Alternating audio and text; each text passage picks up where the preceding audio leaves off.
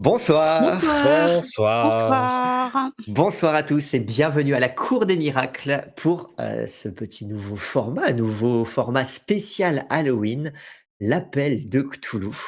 On va essayer de se faire peur. Oui. Nous, on va jouer tout en une seule fois, mais les épisodes seront diffusés, enfin notre partie sera divisée en plusieurs parties qui vont vous occuper jusqu'au 31 décembre. Donc un final pour Halloween, un grand Oui. final pour Halloween. Donc nous, on va Top. tout jouer en une seule fois, mais vous verrez peut-être les choses de manière épisodique. 1re fois qu'on va jouer du Cthulhu sur la chaîne. On a déjà joué du Lovecraftien avec Sot, mais là, on va Ouais. essayer de se lancer sur le monument, l'appel de Cthulhu pour un Passe petit du one côté des shot. victimes cette fois. Côté des victimes, cette fois-ci, oh, vous étiez déjà un peu des victimes, hein. Oui, on est toujours des Hem victimes. D'habitude. De la société, ouais. Victime de la société. Merci en tout cas, à tous ceux qui nous découvrent peut-être. Merci Oui. pour votre curiosité. N'hésitez pas à vous abonner d'ores et déjà, pour, être avertis des prochains épisodes qui vont être diffusés les prochains soirs Mmh. et puis aussi peut-être pour découvrir tous nos autres contenus, parce qu'il y en a beaucoup. La chaîne On existe commence à en depuis avoir 2 beaucoup, ans, oui. donc on en a déjà beaucoup, plein de jeux très, très, très différents. Et pour ceux qui sont fidèles au poste et qui nous connaissent déjà, eh bien, merci pour votre fidélité. Un petit mot avant de commencer, pour préciser un petit peu les intentions. Pour le coup, là, en l'occurrence, il ne s'agira pas d'une enquête occulte, mais bien d'une chute inéluctable. Aussi, chers joueurs, chères joueuses, les actions que vous mènerez ne vous sauveront pas.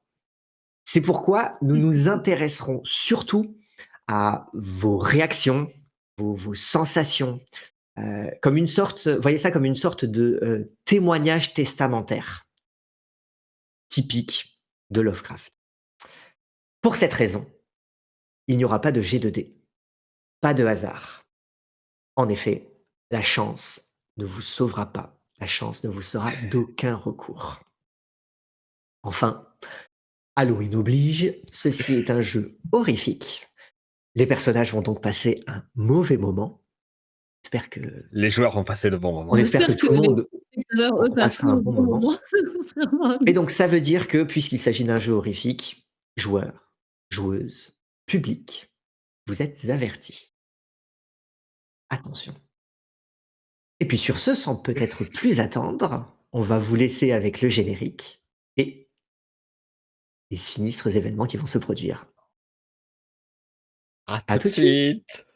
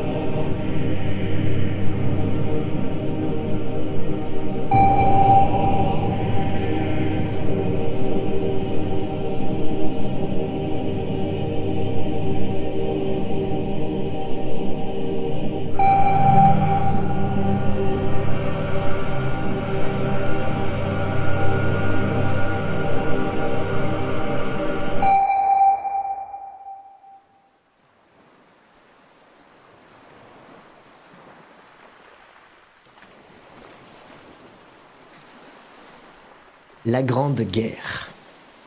Parce que oui, déjà à l'époque, c'est comme cela qu'on l'appelle. La Grande Guerre fait rage. À terre, dans les airs, mais aussi en mer. Et c'est justement en mer que vous vous trouvez.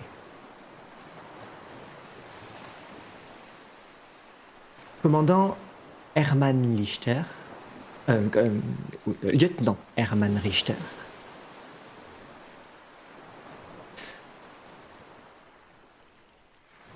tu es à bord de l'U-26. Oui. Et le U-26 a fait surface et remonté à la surface.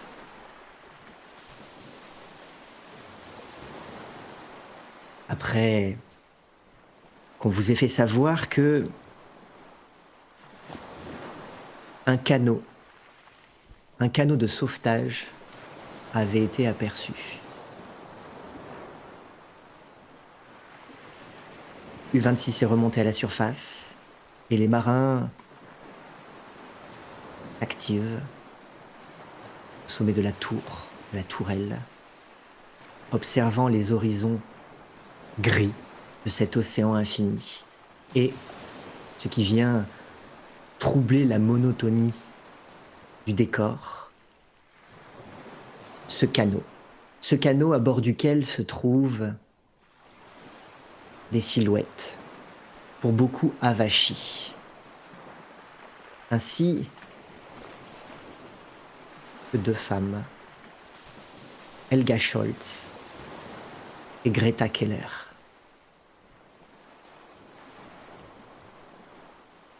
Helga, Greta, vous êtes dans ce canot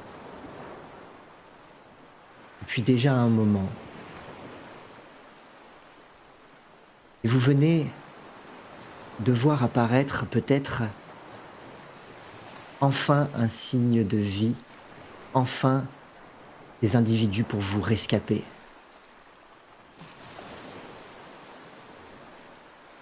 Que faites-vous? J'essaye de me relever et je fais des signes. Pleine d'espoir. Enfin, on va peut-être s'en sortir.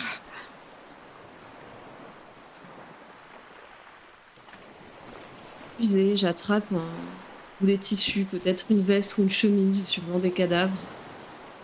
J'essaie tant bien que mal de l'attacher à un bâton, n'importe quoi, et de l'agiter pour qu'il soit visible. Parce qu'ils disent qu'on a besoin d'aide.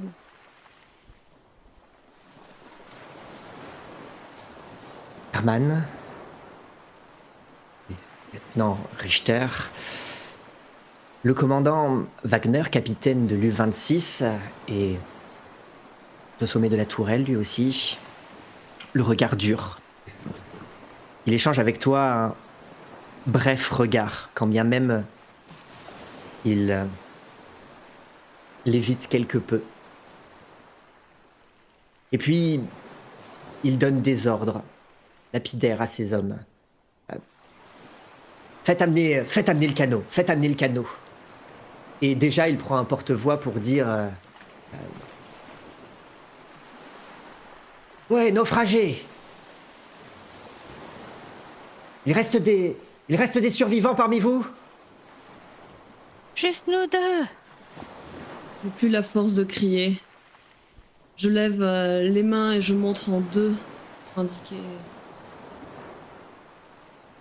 Nous sommes les deux seuls à en avoir échappé. Vous avez donc une première confirmation tous. Vous parlez tous la même langue, l'allemand.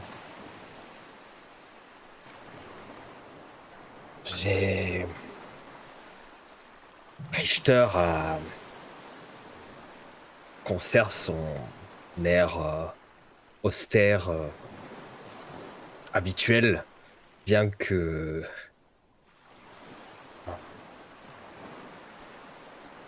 semble que son regard semble troublé, voire choqué par ce qu'il semble comprendre de la situation. Il échange des regards avec le commandant Wagner.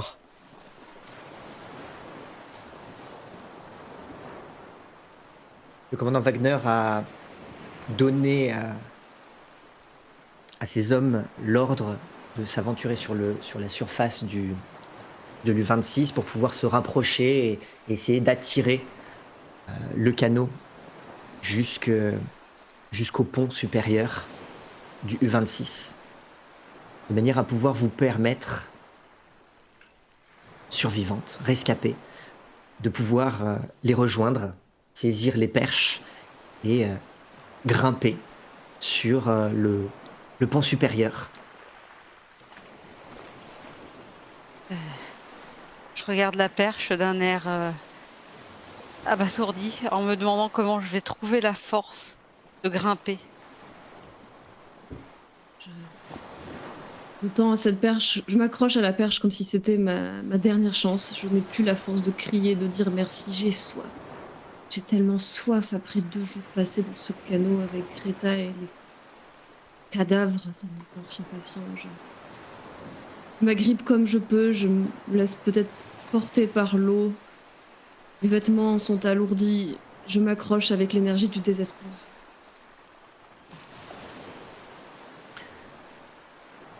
Et rapidement, les hommes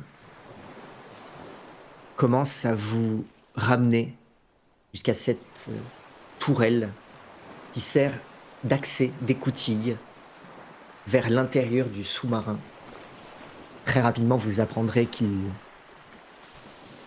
s'agit de l'U-26, en partie de la flotte allemande.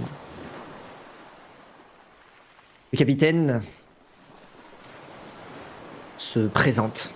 Commandant Hans Wagner, heureux de vous rencontrer malgré les circonstances. Rentrez, je vous en prie, je vous en prie.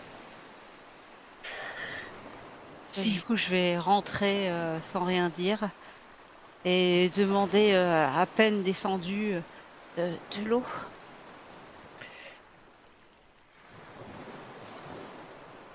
Commandant, nous devrions les isoler du reste de l'équipage dans le quartier des officiers.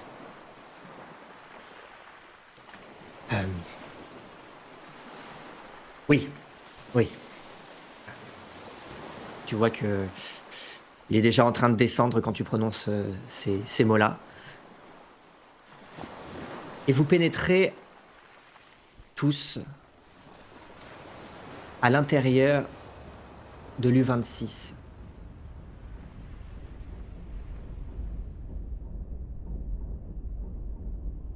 Greta, Helga, vous ne connaissez pas ce lieu. Il est étroit, sombre. La première chose qui vous saute dessus d'une certaine manière, ce sont des odeurs mêlées d'essence, de sueur et de cigarettes.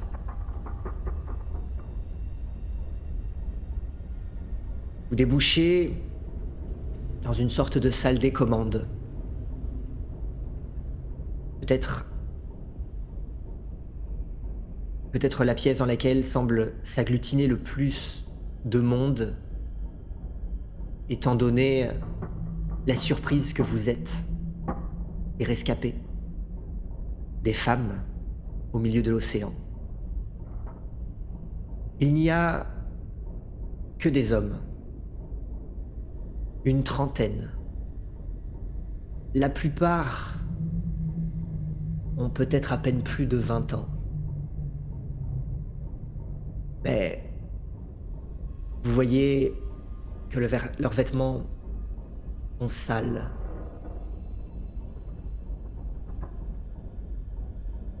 Leurs cheveux sont hirsutes, leur barbe a poussé. Ils ont même des boutons, sûrement même des poux, voire des morpions. L'hygiène est déplorable. Le son est celui des machines et de la pression de l'eau. Vous n'entendez que ça. L'équipage a peut-être beaucoup de questions, mais tout le monde reste silencieux.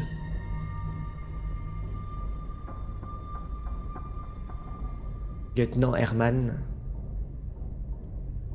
C'est une chance. Ils sont silencieux. C'est ce qui arrive après plusieurs semaines en mer. On économise ses mots. Évidemment, le commandant Wagner ordonne à ses hommes de reprendre leurs activités, de fermer les écoutilles. Et puis, il vous invite à rejoindre le quartier des officiers. Le quartier des officiers en question se trouve à La Proue, juste derrière la salle des contrôles dans laquelle vous vous trouvez. Vous passez devant une alcôve à l'intérieur de laquelle vous pouvez voir un homme assis devant des instruments. Il a un casque sur les oreilles, probablement un opérateur radio. Et puis au-delà de cette alcôve-là, vous pénétrez dans la salle des officiers, les quartiers des officiers. C'est un bien grand mot. Il ne s'agit pas d'un vaste navire. Une coquille de noix qui peut aller sous l'eau. Vous pourriez presque tendre vos deux bras entre les deux extrémités, entre les deux bords. Et de chaque côté, des couchettes. Les couchettes des officiers, superposées. C'est tout. Il n'y a rien de plus dans le quartier des officiers. Au-delà, il reste bien encore d'autres salles. Évidemment, vers la poupe, encore davantage. On vous installe. Très rapidement, vous voyez qu'on vous amène de l'eau, qu'on vous amène de quoi manger aussi. Et puis, il y a un homme qui commence à vous poser plusieurs questions sur votre état de santé. Un infirmier peut-être, il s'est présenté. Klein, Wilhelm Klein. Il essaye de bien faire. Et dans l'état dans lequel vous êtes, sa voix paraît presque assourdissante, quand bien même il chuchoterait. Mais peut-être est-ce à cause de ce ventre dans lequel vous vous trouvez, ce ventre qui gargouille. Puis il y a le commandant et son lieutenant. Les autres hommes ont été envoyés à diverses tâches.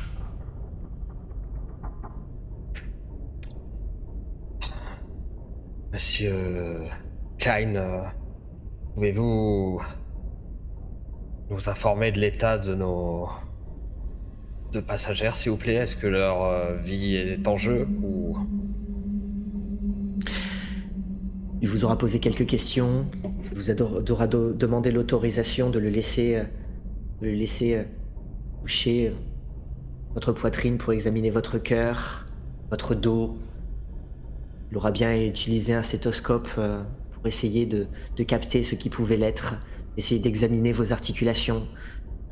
Eh bien, à l'exception d'une forte déshydratation et de malnutrition, le fruit de plusieurs jours en mer, j'ai l'impression que vous n'êtes pas blessés, mesdames, n'est-ce pas? Non, c'est bon. C'est correct. C'était très long, mais les autres, ils n'ont pas survécu. Non. Pas survécu. Notre navire a explosé. Merci pour l'eau. Elga prend le temps de boire à petites gorgées pour se réhydrater doucement. Elle est infirmière, elle sait comment il faut faire. Elle aura retrouvé un peu ses forces et son souffle, elle répondra aux questions. On était... Bien, monsieur Klein, vous pouvez disposer. Bien, lieutenant. Et Sur un navire infirmier qui a explosé il y a quelques jours. Ça fait 2 jours que nous étions sur ce canot. Le Versprechen. Nous n'étions pas malades. Faisons attention quand nous traitions avec les patients. Enfin, moi. Rita, elle ne s'occupait pas des malades. Non, moi j'étais à la radio. Pourquoi faire passer un navire hôpital pour Navire de commerce. Nous aurons cette conversation plus tard, lieutenant. Navire de commerce? Bien, commandant.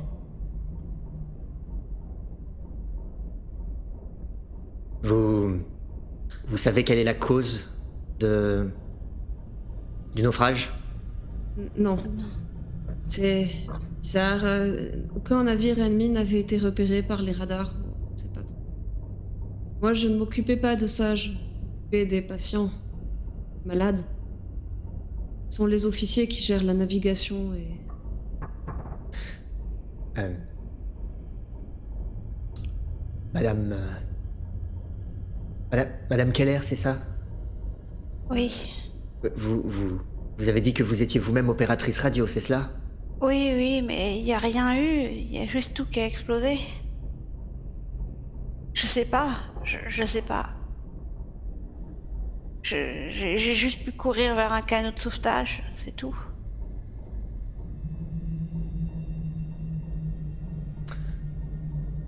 Bon. Écoutez, sachez que vous êtes à présent en sécurité.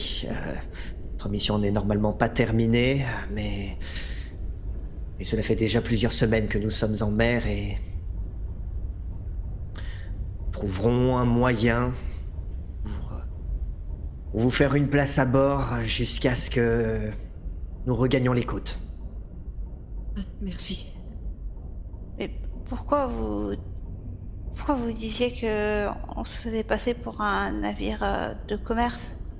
Des informations contradictoires, ne faites pas attention à cela. C'est une période de guerre et nous recherchons nous avons des informations. Peu importe, ne vous préoccupez pas de cela. Nous avons besoin d'informations concernant des navires ennemis en présence dans les environs et des informations contradictoires nous ont été apportées. Visiblement, vous avez été la cible probablement d'une attaque ennemie et nous n'avons pas pu localiser Une le navire attaque qui ennemie. sont. Un autre sous-marin, vous voulez dire? Sous-marin des Alliés? À moins qu'il y ait eu un problème à bord du Versprechen. Il y a eu des explosions. Je sais pas trop si c'était dû à un problème à bord ou à une attaque. Une explosion, mais non, c'est pas vraiment... Une Je sais pas mauvaise, si on a été bombardé ou torpillé ou... une mauvaise manipulation de votre artillerie. Je Je sais n'en sais pas, mais il y rien. avait rien vu. Pourquoi est-ce qu'ils auraient manipulé l'artillerie? Vous savez, moi, un jour, je m'occupais des malades et puis ça explose. J'ai fait... Ouais, j'ai couru avec ceux qui pouvaient marcher jusqu'au canot pour évacuer. Et malheureusement, ils n'ont pas survécu. Vous êtes C'est bien. Canot sans matériel. Possible de garder êtes des tous malades les- en vie. Vous êtes tous les quatre à l'intérieur de cette cabine des officiers. Le capitaine, un homme assez droit, le regard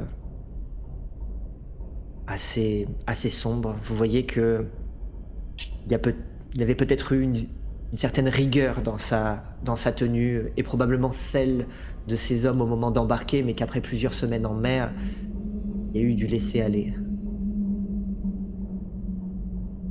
Il fait peut-être partie des hommes les plus âgés parmi ceux que vous avez pu voir à l'intérieur de l'U-26, la plupart des matelots étant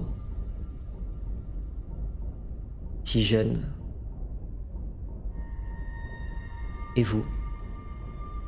Que voit-on de vous?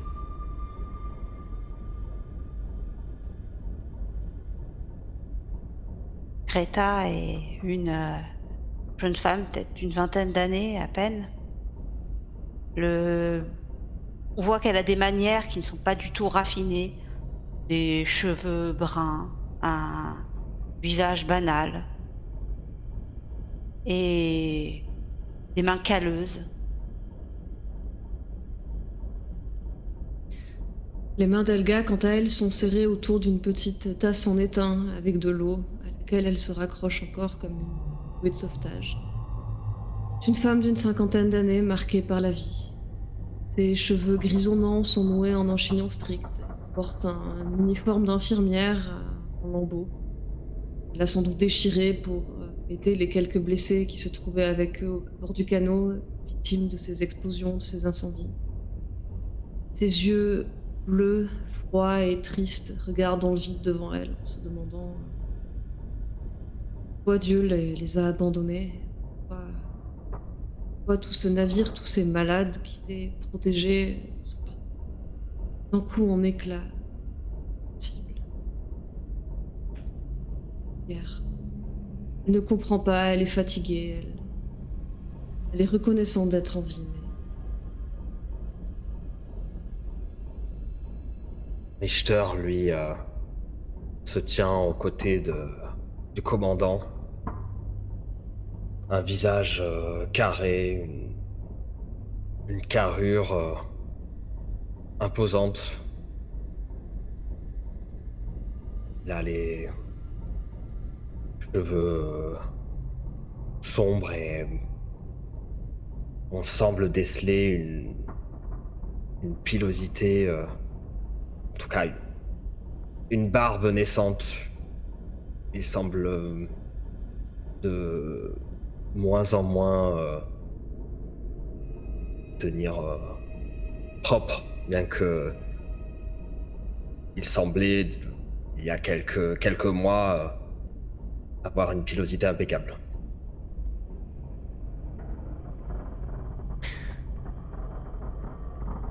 Bien. Écoutez, nous avons pris en compte les informations que vous nous avez apportées. Nous allons essayer de les recroiser avec les informations dont nous disposons, essayer de voir si, effectivement, nous devons suspecter la présence d'un navire ennemi dans les environs. Si tout cela était comme cela est possible, le fruit d'un problème technique à bord même du Versprechen. Pour l'heure, je vous demanderai de rester discrète sur tous ces enjeux-là. L'équipage doit rester concentré à sa tâche. Et les informations que vous pourriez...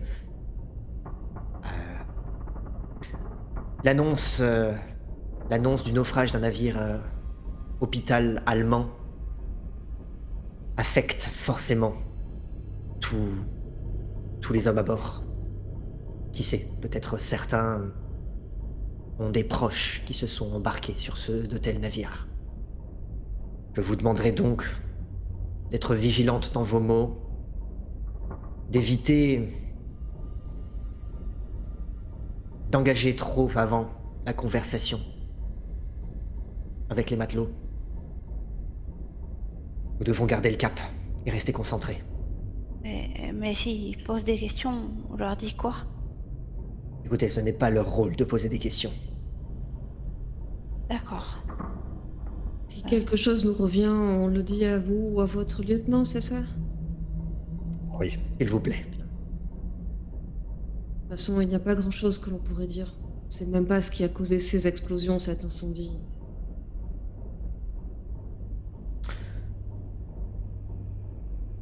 Bien. Écoutez, il nous reste suffisamment de réserves pour prendre en charge la nourriture qui vous a manqué ces derniers jours. Vous ne serez pas accueillis dans le plus grand luxe, mais de toute façon, depuis le début de cette guerre, vous avez dû, vous aussi, vous contenter de peu. C'est le luxe ici par rapport au canot. Bien. Nous ne sommes pas ingrates au point de cracher sur la Providence. Et nous ne serons pas des poids morts si on peut nous rendre utile en tant qu'infirmière et vous aider. Écoutez, pour le moment, nous n'avons pas de blessés à déplorer. Autant de Ce qu'il est médicaments. important, c'est que vous vous remettiez.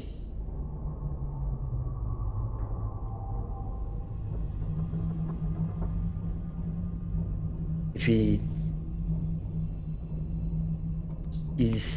Après un signe de tête, il s'éloigne pour se rendre dans la salle des contrôles. Je suis le commandant. Alors qu'ils sont en train de sortir, je demande est-ce qu'on dort ici? Ce- Oui, nous vous cédons nos quartiers. Nous nous débrouillerons. Merci. Merci. Merci. Il y aura malgré tout encore du passage. Ce lieu est un lieu de passage.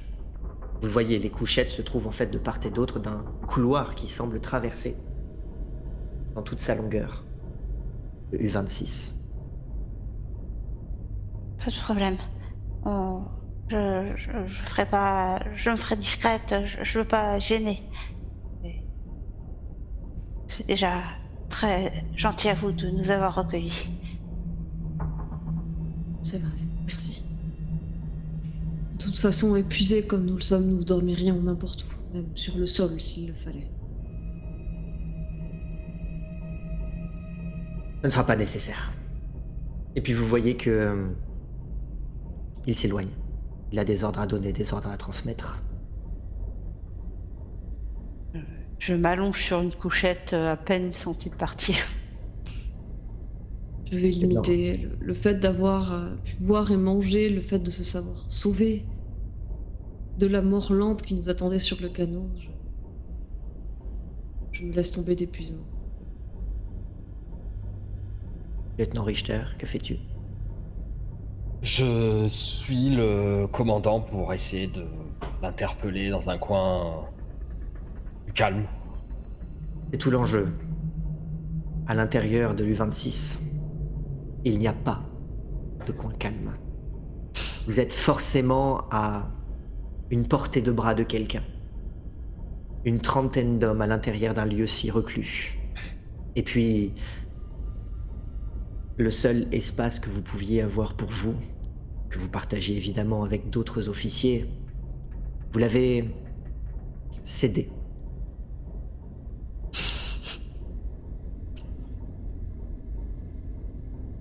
Je... D'autant que personne ne parle, ou presque. Donc, les mots qui sont prononcés s'entendent très facilement.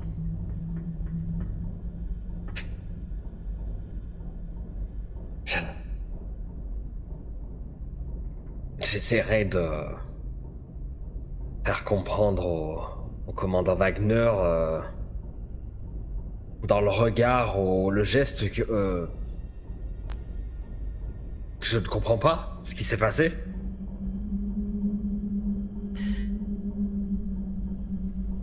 Écoutez, lieutenant.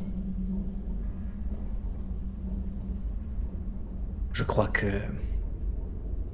ce n'est pas vraiment le moment. Je vous jure, en 25 ans de service, je ne me suis jamais trompé. Et pourtant, lieutenant.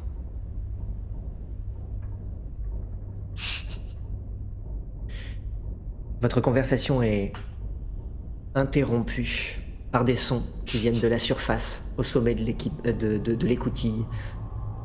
Vos hommes. Commandant! Commandant, il y a un corps accroché au bastingage. Le capitaine réagit, répond. Eh bien, détachez-le, il est encore en vie. Non, non, il est mort, il est mort. Vous voyez que le capitaine remonte par l'écoutille. Je suis au pas. Je suis. Greta, Elga, entendez qu'il y a de l'animation en surface. Même si vous, pour l'heure, vous êtes sur ces couchettes, celles qu'on vous a assignées, dans ce lieu qui n'est pas fait pour vous. Oh, quelle heure! Vous étiez en charge des communications, n'est-ce pas? c'était pas mon quart. Et d'habitude, quand vous aviez des contacts radio, vous précisiez bien qu'on était un navire infirmier. Bah, évidemment. On est Comme protégé ça, on par est les protégé. oui, par Oui. les conventions internationales et quoi qui était aux communications quand un Euh, navire de commerce, ça n'a pas de sens. non, ça n'a pas de sens. C'est pas logique. Les autres opérateurs radio le savaient aussi. Tout le monde le savait à bord. Vous pensez que c'est une erreur technique? Un des moteurs, peut-être une chaudière aurait explosé et causé tout ça? Je sais pas. Je sais pas. J'y connais pas grand-chose, hein, ces gros bateaux, moi. Enfin, j'ai toujours vécu en mer, mais là, c'est pas la même taille, quoi. C'est un navire de guerre.